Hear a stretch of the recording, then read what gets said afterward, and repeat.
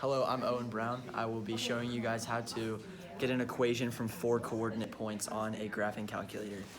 So first, you have the calculator on like this. You would go to Stat right here, Edit.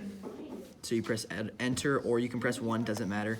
And then you pull up L1, and let's say you plug in 4 points. So I'd put -5, Enter, -3, Enter, -2, Enter, -1, Enter. These numbers will change depending on your equation and what you're plugging in.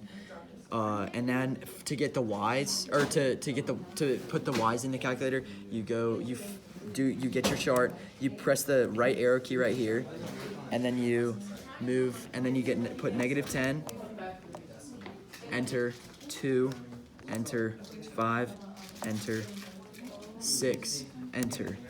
And then basically after that, you would go to Stat, Calculate. So you would put one arrow over, and then you'd either go down to arrow 5, and then you press Enter, or you could go up, or you could just press 5 like this.